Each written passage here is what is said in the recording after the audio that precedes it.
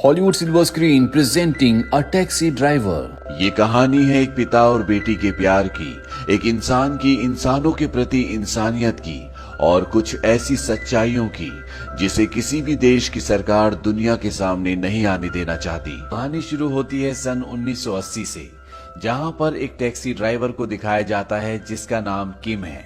किम रात को घर वापस आता है। दरअसल वो एक किराए के घर पर रहता है और उसका इस दुनिया में उसकी बेटी के अलावा कोई भी नहीं है, क्योंकि उसकी पत्नी गुजर चुकी है। और जब वो घर आने के बाद अपनी बेटी को देखता है तो उसके सिर पर एक घाव का निशान होता है और वो समझ जाता है कि मकान मालिक के बेटे ने उसे मारा है। वो गुस्से से उनके घर जाता है, लेकिन इससे पहले कि वो कुछ बोल पाता, वहां पर जो उसकी ओनर होती है वो कहती है कि तुम्हें अपनी बेटी को कुछ सिखाना चाहिए, देखो उसने मेरे बेटे का क्या हाल किया है। दरअसल उसके बेटे को भी किम की बेटी ने बहुत बुरी तरह से मारा होता है और इसके बाद वो बोलती है कि तुमने पिछले 4 महीनों से किराया नहीं दिया और तुम्हारा किराया अभी 20,000 रुपए ड्यू है। इस बात से किम परेशान हो जाता है।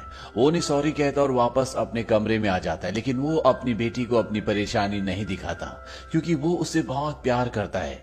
और जब उसकी बेटी सो जाती है तो वो रेडियो पर सुनता है कि साउथ कोरिया में मार्शल लॉ लग चुका है। दरअसल साउथ कोरिया में आजकल दंगे चल रहे होते हैं, इसीलिए यहाँ पर मार्शल लॉ लगा दिया गया है। मार्शल लॉ का मतलब ये होता है कि पूरे देश को अब पुलिस या पॉलिटिशियन नहीं बल्कि आर्मी कंट्रोल करेगी। और ऐसे माहौल में लोग बहुत कम घर से बाहर निकलते हैं क्योंकि किसी की भी जान को खतरा हो सकता है। और किम इस बात से परेशान हो जाता है क्योंकि वो जानता है कि कल से उसकी आमदनी और भी कम हो जाएगी। अब अगले दिन किम जब एक रेस्टोरेंट में खाना खा रहा होता है, तभी वो दूसरे टेबल पर बैठे कुछ टैक्सी ड्राइवर्स की बातें सुनता है। उनमें एक टैक्सी ड्राइवर बहुत खुश होता है। वो कहता है कि आज मुझे खास सवारी मिली है जिसे मुझे गोंगजू शहर ले जाकर वापस लाना है और बदले में मुझे 20,000 रुपए मिलेंगे।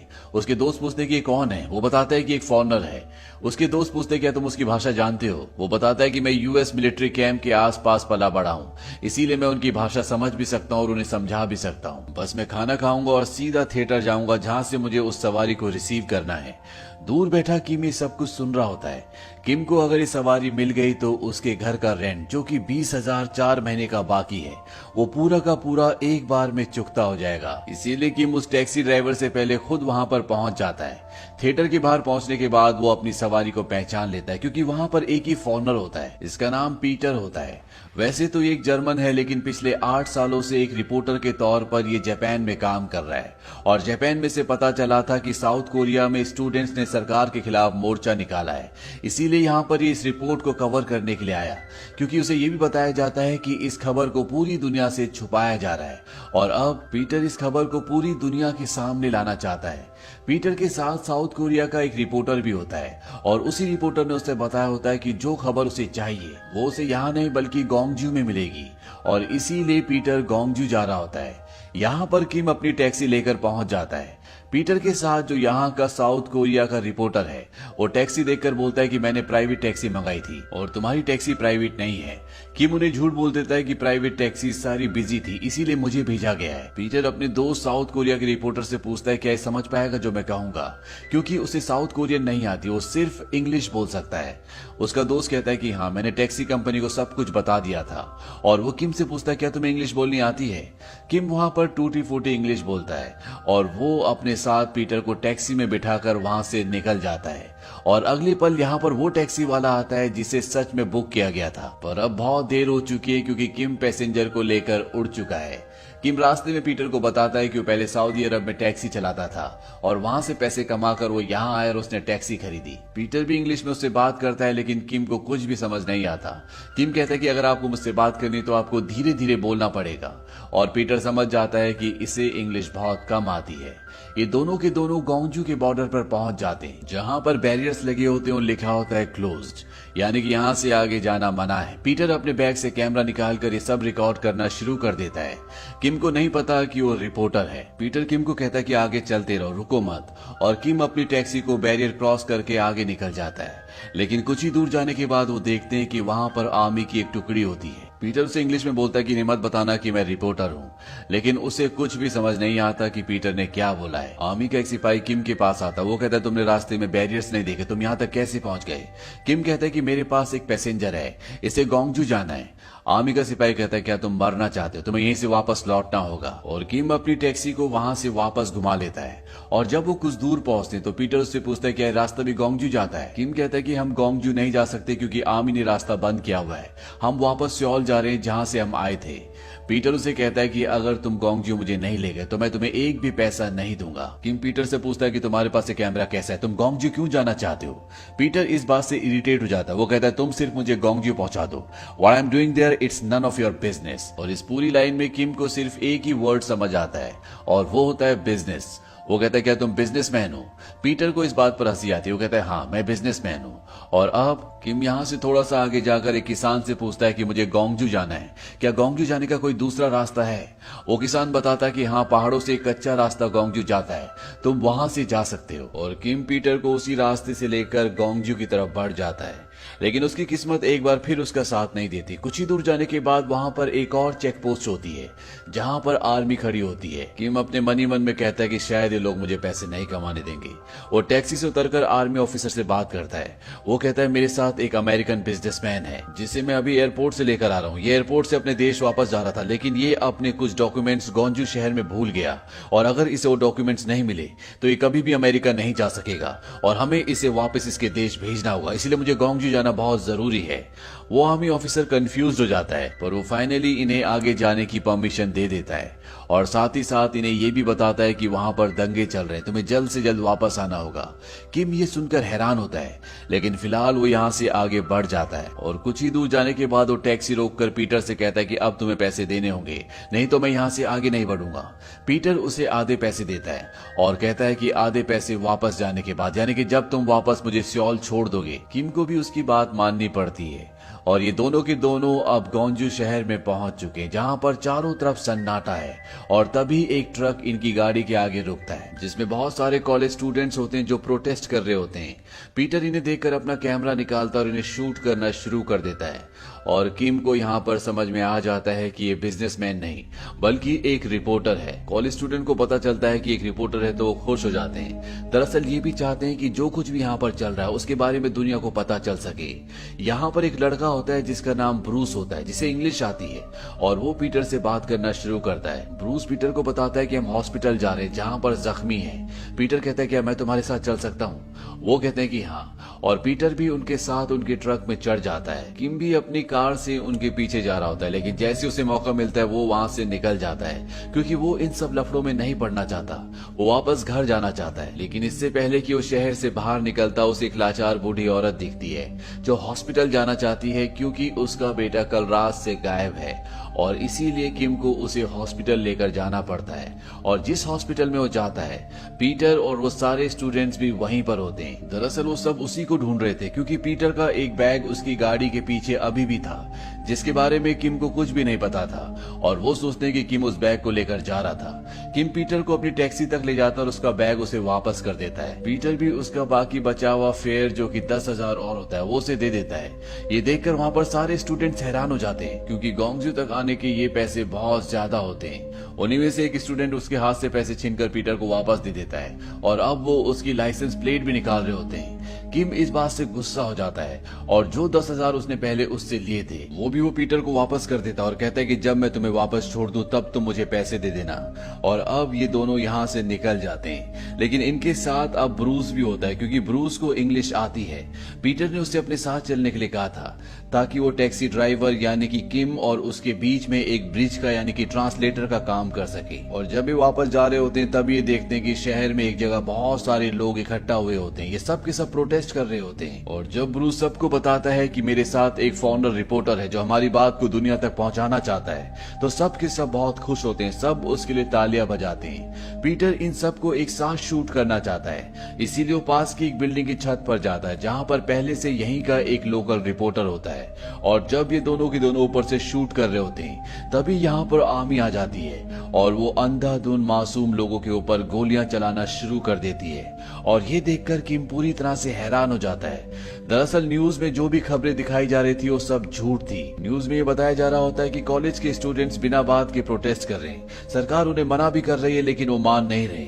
लेकिन यहाँ पर हकीकत कुछ और ही होती है और पीटर और जो लोकल रिपोर्टर होते हैं वो नीचे जाकर शूट करना चाहते हैं। हालांकि किम उन्हें मना भी कर करता है, लेकिन वो नीचे चले जाते हैं। किम को भी नीचे जाना पड़ता है। पीटर जब वहां पर सबको शूट कर रहा होता है तभी वहां पर एक आर्मी ऑफिसर उसे देख लेता है, लेकिन इससे पहले कि ये इन सब को पकड़ते सब के सब टैक्सी में बैठकर यहाँ से निकल जाते हैं। किम और पीटर अब वापस जाना चाहते हैं, इसीलिए ब्रूस टैक्सी से उतर जाता है और जैसी टैक्सी थोड़ा सा आगे बढ़ाते हैं टैक्सी खराब हो जाती है।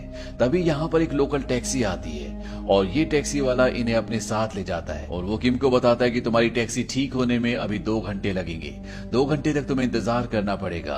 और ब्रूस भी अब एक बार फिर से इनके साथ है। पर अब किम यहाँ पर बहुत परेशान होता है क्योंकि उसकी 11 साल की बेटी घर पर अकेली है और वो किसी भी कीमत पर वापस पहुंचना चाहता है, लेकिन उसे टैक्सी ठीक होने का इंतजार करना होगा।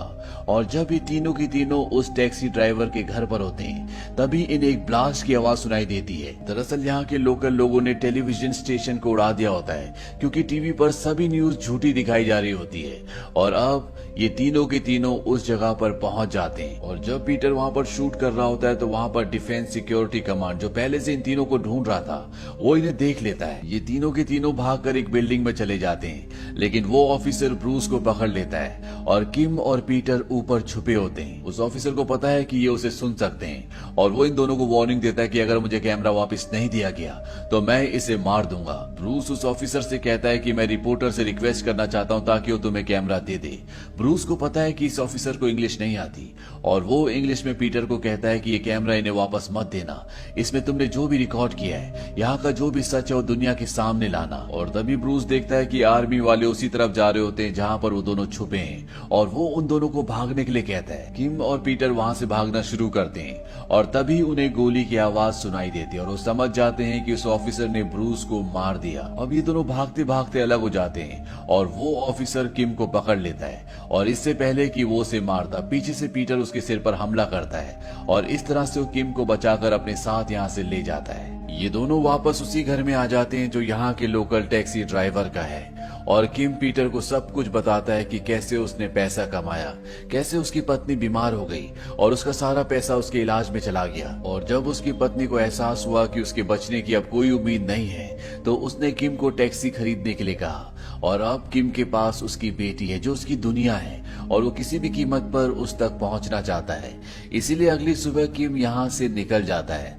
हालांकि पीटर उसे देख रहा होता है लेकिन वो उसे नहीं रोकना चाहता और किम जब यहाँ से अपने शहर जाने के लिए निकल रहा होता है तो जिस टैक्सी ड्राइवर का ये घर होता है वो उसे इसी शहर यानी कि गोंगजू की नंबर प्लेट देता है ताकि उसे कोई ना पहचाने क्योंकि उसे कोरियन आर्मी ढूंढ रही होती है। और अब वो अपने शहर के लिए निकल जाता है, लेकिन जब वो कुछ ही दूर पहुंचा होता है तो उसे एहसास होता है कि उसे पीटर को छोड़कर नहीं आना चाहिए था और वो अपनी टैक्सी वापस घुमा लेता है। पर जब वो घर पहुंचता है तो वो देखता है कि पीटर वहां पर नहीं होता। उसे बताया जाता है कि वो हॉस्पिटल में है और किम भी हॉस्पिटल पहुंच जाता है और जब वो हॉस्पिटल में लोगों की हालत देखता है तो उसे एहसास ही नहीं होता क्योंकि उन्हीं की देश की आर्मी उन्हीं के लोगों को मार रही होती है। और यहाँ पर पीटर भी पूरी तरह से सदमे में होता है क्योंकि उसे भी यहाँ पर एहसास हो रहा होता है कि इंसानियत इस दुनिया से खत्म हो चुकी है। किम पीटर को कहता है कि तुम्हें वो काम करना होगा जिसके लिए तुम यहाँ पर आए थे, तुम्हें पूरी दुनिया को बताना होगा कि यहाँ पर क्या चल रहा है। और ये दोनों हॉस्पिटल से निकल जाते हैं, लेकिन बाहर अभी भी खून खराबा चल रहा होता है। आर्मी वाले आम लोगों को बेरहमी से मार रहे होते हैं। सड़क पर बहुत सारे लोग जख्मी पड़े होते हैं और जो भी उन्हें लेने जा रहा होता है आर्मी वाले उसे गोली मार रहे होते हैं। इसीलिए किम और उसके साथ के जितने भी टैक्सी वाले होते हैं जो यहाँ के लोकल टैक्सी वाले हैं वो अपनी टैक्सी से वहां पर एक बैरियर बना देते हैं ताकि जख्मी लोगों को उठा सके। लेकिन आर्मी वाले लगातार उस तरफ गोलियां चला रहे होते हैं, इसलिए ये भी वहां पर फंस जाते हैं। और तभी 2 आदमी वहां पर बड़े बड़े ट्रक लेकर आते हैं और इससे इन्हें यहाँ से निकलने का मौका मिल जाता है। पीटर भी किम के पास आ जाता है और ये दोनों टैक्सी में बैठकर यहाँ से निकल जाते हैं। पर शहर से निकलने के लिए इन्हें चेक पोस्ट क्रॉस करना होगा और जब इस चेक पोस्ट पर पहुंचते तो इन्हें आर्मी वाले रोक लेते हैं। और जब एक जवान इनकी गाड़ी की डिक्की चेक करता है तो वो देखता है कि वहां पर सियोल की नंबर प्लेट होती है, लेकिन वो कुछ नहीं कहता और वो इन्हें जाने की परमिशन दे देता है। दरअसल इन्हें खास ऑर्डर होते हैं कि सियोल की किसी भी गाड़ी को यहाँ से क्रॉस ना करने दिया जाए। पर वो आर्मी मैन जानता है कि यहाँ पर जो कुछ चल रहा है वो गलत है। अब इससे पहले कि यहाँ से टैक्सी लेकर निकलते, आर्मी वालों को रेडियो पर मैसेज आता है कि किसी भी फॉरेनर को बॉर्डर क्रॉस ना करने दिया जाए। पर इससे पहले कि ये इन्हें रोक दे, किम टैक्सी लेकर यहाँ से निकल जाता है और इसके बाद बहुत सारी आर्मी की गाड़ियां इनका पीछा करना शुरू कर देती हैं। वो इन्हें मारना चाहती है, पर वहां पर बहुत सारे लोकल टैक्सी ड्राइवर्स आ जाते हैं जो इन सब की रक्षा करते हैं। वो आर्मी की गाड़ियों को रोक लेते हैं और किम और पीटर यहाँ से दोनों के दोनों सियोल के लिए निकल जाते हैं। कुछ ही घंटों बाद ये एयरपोर्ट के बाहर पहुंच जाते हैं, जहाँ पर ये दोनों के दोनों इनके पास जितनी भी रिकॉर्डेड फुटेज होती है उन सारी रील्स को एक कुकीज के डिब्बे के अंदर छुपा देते हैं। और इसके बाद पीटर किम को उसका नाम और नंबर एक पेपर पर लिखने के लिए कहता है। वो कहता है कि मैं यहाँ से सीधा जापान जाऊंगा और एक बार जब यहाँ का सारा सच न्यूज चैनल्स पर टेलीकास्ट हो जाएगा तो मैं वापस तुमसे मिलने के लिए आऊंगा। मुझे तुम्हारी टैक्सी की मरम्मत भी करवानी है। दरअसल उसकी टैक्सी पूरी तरह से डैमेज हो गई होती है। किम पहले तो अपना नाम और नंबर उसे पेपर पर लिख कर देने के लिए हेजिटेट होता है, लेकिन बाद में उसे लिख कर दे देता है। अब पीटर अंदर जाता है। हालांकि उसकी कल सुबह की फ्लाइट है, लेकिन वो जापान जाने वाली पहली फ्लाइट की टिकट करवा लेता है और वापस किम के पास आता है, उसे गले से लगाता है। वो कहता है कि तुम बहुत अच्छे इंसान हो और बहुत बहादुर भी, तुमने अच्छा काम किया। किम उसे कहता है कि तुमने भी अच्छा काम किया और अगली बार जब भी कोरिया आओ तो कोरियन भाषा सीख कर आना। ये बात सुनकर पीटर के चेहरे पर मुस्कुराहट आ जाती है और वो यहाँ से जापान के लिए निकल जाता है। हालांकि यहाँ की जो आर्मी होती है उन्होंने लिस्ट में उसका नाम देख लिया था कि वो कल सुबह की फ्लाइट से जापान जा रहा है। वो उसे पकड़ना चाहते थे, लेकिन उन्हें ये पता नहीं चला कि पीटर उससे पहले रात को ही फ्लाइट से निकल चुका है। वहीं किम भी अपने घर पर आ जाता है, जहाँ पर उसकी बेटी उसका इंतजार कर रही होती है और वो अपनी बेटी को अपने गले से लगा लेता है। पीटर के जापान पहुंचने के बाद कोरिया के जो भी सही हालात थे वो दुनिया के सामने आ गए और दुनिया को पता चल गया कि कोरिया में जो कुछ हो रहा है वो ह्यूमन राइट्स के खिलाफ है और इंटरनेशनल प्रेशर की वजह से यहाँ की सरकार को अब मार्शल लॉ को हटाना पड़ा और यहाँ के जो भी हालात थे वो पूरी तरह से सामान्य हो गए। कुछ महीनों के बाद पीटर कोरिया वापस लौटता है और वो किम को ढूंढने की कोशिश करता है। वो उस नंबर पर कॉल भी करता है, लेकिन उसने जो नाम और नंबर दिया था वो गलत था, इसीलिए वो उससे मिल नहीं पाता।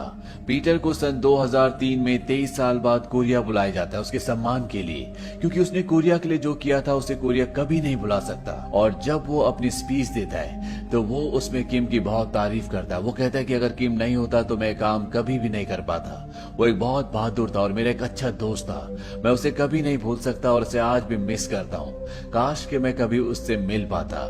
वहीं दूसरी जगह दिखाया जाता है कि किम आज भी टैक्सी चलाता है और वो न्यूज़पेपर में उसकी पूरी स्पीच को पढ़ता है जिसमें उसने किम की बहुत तारीफ की होती है और उसमें ये भी लिखा होता है कि मैं किम से मिलना चाहता हूँ। किम उसकी ये न्यूज पढ़ लेता है और वो कहता है कि मैं भी तुमसे किसी दिन मिलना चाहूंगा। और इसी के साथ ये कहानी यहीं पर खत्म हो जाती है। सन 2016 में पीटर की मृत्यु हो जाती है और ये फिल्म रिलीज हुई थी सन 2017 में। और इस फिल्म के रिलीज होने के बाद पता चलता है कि किम का एक बेटा भी था और वो दुनिया को बताता है कि किम की इस घटना के ठीक 4 साल बाद यानी कि सन 1984 में कैंसर से मृत्यु हो गई थी। इस फिल्म के क्लाइमेक्स में किम को इसलिए दिखाया जाता है क्योंकि किम की मृत्यु का सच इस फिल्म के रिलीज होने के बाद पता चला। अगर डायरेक्टर और राइटर को पहले पता होता तो शायद वो इस फिल्म का क्लाइमेक्स कुछ और तरीके से दिखाते। तो ये थी साउथ कोरिया की एक सच्ची घटना पर आधारित फिल्म टैक्सी ड्राइवर। दरअसल 1979 में कोरिया के राष्ट्रपति की हत्या हो गई थी और उसके बाद वहां की सरकार संभालने वाला कोई भी नहीं था। इसीलिए वहां की जो आर्मी थी वो पूरे देश को अपने कंट्रोल में लेना चाहती थी। वहां पर मार्शल लॉ लगा दिया गया जिसका लोगों ने विरोध किया, जिसके चलते आम लोगों को मारा गया, उन पर अत्याचार किया गया। लेकिन किम, पीटर और कई लोगों की बहादुरी ने उस तानाशाही को उस वक्त में पूरी तरह